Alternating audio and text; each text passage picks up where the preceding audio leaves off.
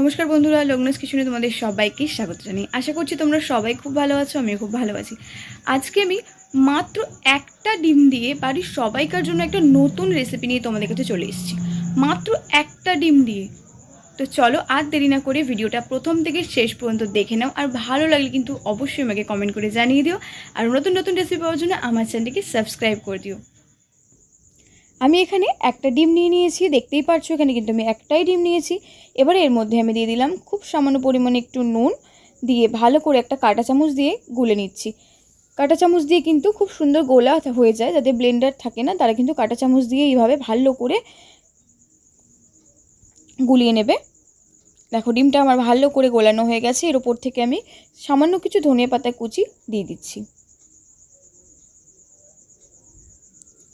ধনিয়া পাতা কুচিটা দিলে কিন্তু ডিমের যে একটা আষ্টানি গন্ধ থাকে সেটা কিন্তু চলে যায়, তার জন্য আমি কিন্তু ধনিয়া পাতা কুচিটা দিয়ে দিয়েছি।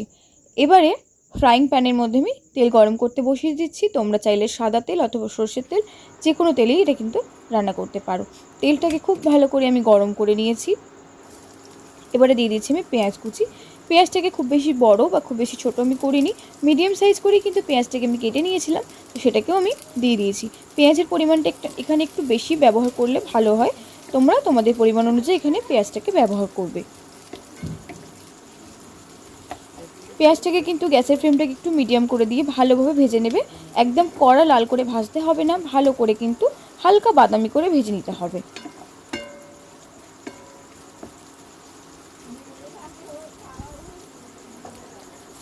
দেখো 2 মিনিট ভেজে নেওয়ার পর হালকা ব্রাউন হয়ে গেছে পেঁয়াজটা। খুব বেশি কিন্তু আমি লাল করে ভাজিনি, হালকা করে আমি ভেজে নিয়েছি পেঁয়াজটাকে।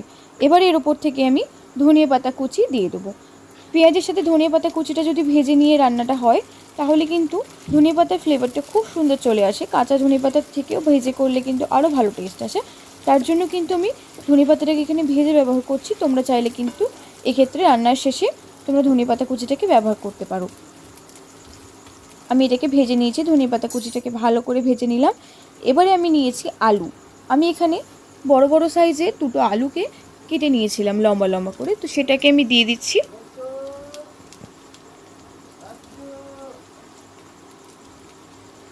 আলুটাকে আমি কেটে ধুয়ে রেখেছিলাম, সেটাকে আমি কড়ার মধ্যে দিয়ে দিলাম।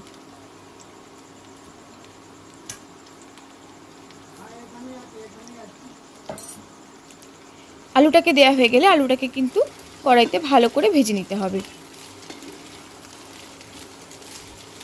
আলুটাকে নিয়ে চেষ্টা করবে একটু মোটা মোটা করে কাটার, তাহলে কিন্তু খেতে বেশ ভালো লাগে। তার জন্য আলুটাকে আমি একটু মোটা মোটা করে কেটে নিয়েছিলাম। এবারে দিয়ে দিচ্ছি আমি স্বাদ মতো নুন,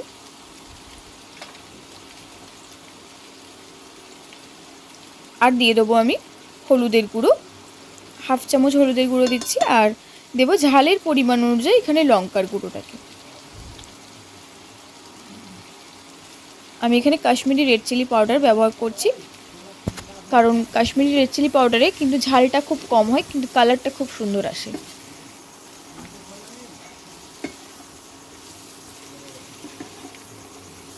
এবারে এটাকে ভালো করে আমি নাড়িয়ে চাড়িয়ে ভেজে নেবো। গ্যাসের ফ্লেমটাকে একটু মিডিয়াম টু লো করে দেবে, দিয়ে ভালো করে ভেজে নিতে হবে, নাহলে আলুটা না মশলার সাথে খুব তাড়াতাড়ি পুড়ে যাবে। তার জন্য গ্যাসের ফ্লেমটাকে একটু লো করে দিয়ে ভালো করে ভেজে নেব। দেখো এইভাবে আমি ভালো করে নাড়িয়ে নিয়েছি আমি। এবারে ওপর থেকে আমি দুটো কাঁচা লঙ্কাকে ভেঙে দিয়ে দিচ্ছি। তোমরা ঝালের পরিমাণ অনুযায়ী কাঁচা লঙ্কাটাকে ব্যবহার করো। তোমরা চাইলে কিন্তু এখানে শুকনো লঙ্কার পরিবর্তে শুধু কাঁচা লঙ্কা দিয়ে এটা রান্না করতে পারো, অথবা কাঁচা লঙ্কা নাও ব্যবহার করতে পারো। এবারে দিয়ে দিলাম আমি জল। আলুটাকে ভালো করে মশলার সাথে ভেজে নেওয়ার পর কিন্তু তোমরা এখানে জলটাকে ব্যবহার করবে। জলের পরিমাণটা একটু বেশি দিচ্ছি আমি পরিমাণ অনুযায়ী, কারণ আলুটা যাতে জলের ভিতরে ডুবে থাকে সেরকম জলটা দিতে হবে। কারণ আলুটা যেহেতু সিদ্ধ করা নয়, তার জন্য কিন্তু জলটাকে একটু বেশি পরিমাণেই দিয়েছি আমি, তবে খুব বেশি ঝোল করতে আমি বলছি না। দেওয়া হয়ে গেলে এটাকে আমি 5 থেকে 6 মিনিটের জন্য গ্যাসটাকে মিডিয়াম করে দিয়ে চাপা দিয়ে দেবো। ফিরে আসছি আমি 5 মিনিট পরে। দেখে নেবো আমি একটা আলু সিদ্ধ হয়েছে কিনা। যদি আলু না সিদ্ধ হয় তাহলে কিন্তু আমি আরও কিছুক্ষণ এটাকে সিদ্ধ করে নেব। আমি একটা আলুকে তুলে দেখে নিচ্ছি। দেখে মনে হচ্ছে যে সিদ্ধ হয়ে গেছে। দেখো চামচ দিয়ে কিন্তু খুব ইজি কিন্তু কেটে যাচ্ছে, খুব সহজেই কেটে নিলাম আমি আলুটাকে, আর আলুটা কিন্তু সিদ্ধ হয়ে গেছে আমার। যেহেতু এখানে ঝোলের পরিমাণটা এখনও অনেকটা রয়ে গেছে, তার জন্য ঝোলটাকে আমাকে শুকনো করতে হবে। তার জন্য আমি আরও কিছুক্ষণ ফুটিয়ে নেবো। এবার এর ওপর থেকে আমি কিছু ম্যাগি মশলা দিয়ে দিচ্ছি বা ইপি মশলা। তোমাদের হাতের কাছে যদি এরকম কিছু মশলা থাকে তোমরা ব্যবহার করতে পারো, ম্যাগি মশলা বা ইপি মশলা। এতে কিন্তু টেস্টটা খুব সুন্দর চলে আসে। অথবা তোমাদের যদি আপত্তি থাকে তোমরা নাও ব্যবহার করতে পারো। এবারে আমি দিয়ে দেবো ডিম। আমি যে একটা ডিমকে ভেঙে রেখেছিলাম তো সেটাকে আমি উপর থেকে দিয়ে দিচ্ছি। ডিমটা আমি দিয়ে দিয়েছি। ভালো করে আলুটার সাথে আমি মিক্স করে নেবো। গ্যাসের ফ্লেমটাকে একটু বাড়িয়ে দেবে, দিয়ে ভালো করে নাড়তে থাকবে, না হলে কিন্তু কড়াইতে লেগে যাবে।